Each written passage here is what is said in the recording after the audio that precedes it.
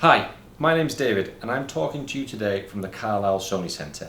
Now, we are lucky enough to be joined by Sam Pilling from Sony, and he's come to talk today about the new A7R4. So Sam, what have you got to say about this new camera?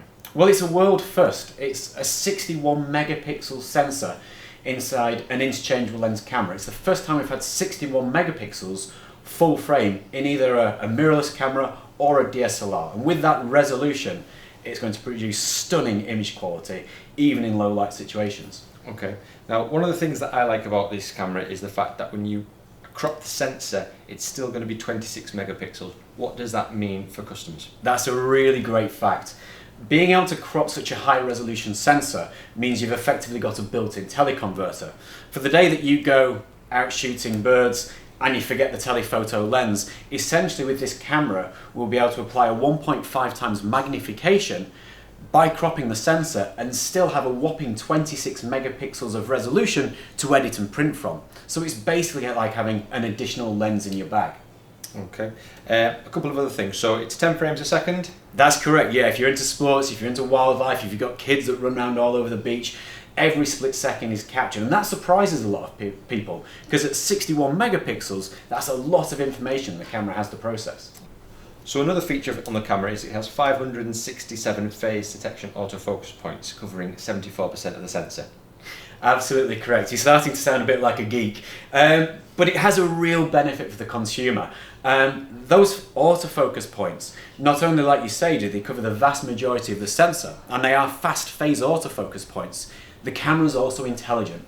The camera features our real-time autofocus, which you might know well from the A9. It's capable of recognizing objects, patterns, textures, and then tracking them. So if you're shooting something like wildlife, if you're shooting a race car, it will lock onto the object and not let it go. And I know another feature of yours which I think comes in useful for portraits. Can you guess what I'm talking about? Eye autofocus. Absolutely. One great new feature of our eye autofocus, and this is again the real-time eye autofocus which we introduced with the A9, which locks onto the nearest eye and tracks it wherever it goes. You, for the first time in one of our cameras, can use it while shooting video. Okay. Now, the first time I picked it up, there's some very obvious physical differences to this camera over its predecessor, A7R Mark III. One being it's a much bigger grip.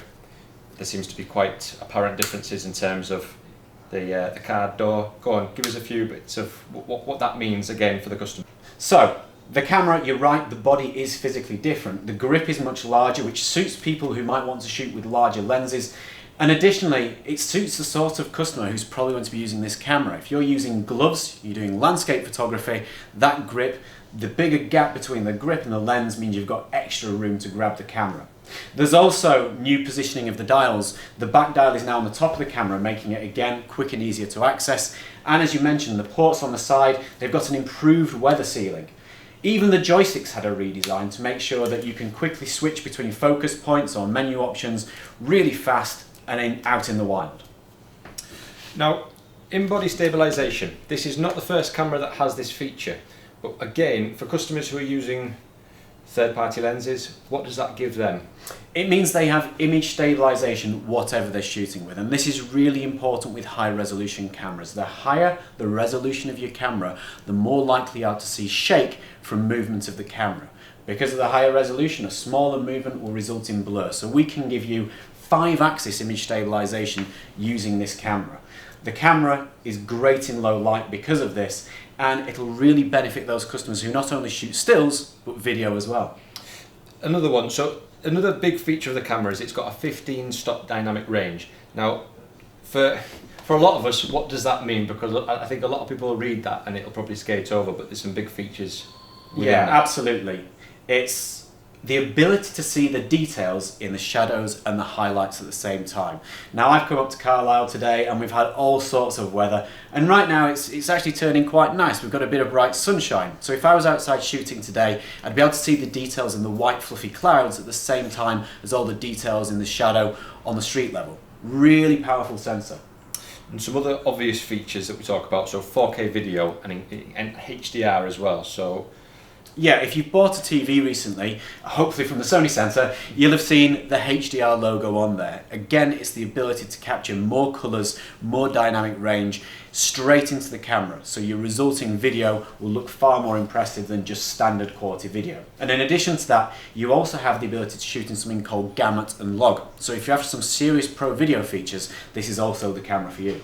Thank you. Okay, couple more bits. So in terms of the viewfinder, it's a 5.7 megapixel viewfinder.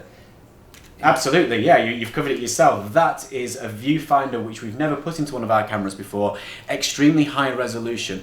You can feel it as soon as you pick up the camera. It's far more detailed than our previous viewfinders, and it means you can make sure, especially if you're manually focusing, you get your shot absolutely pixel sharp.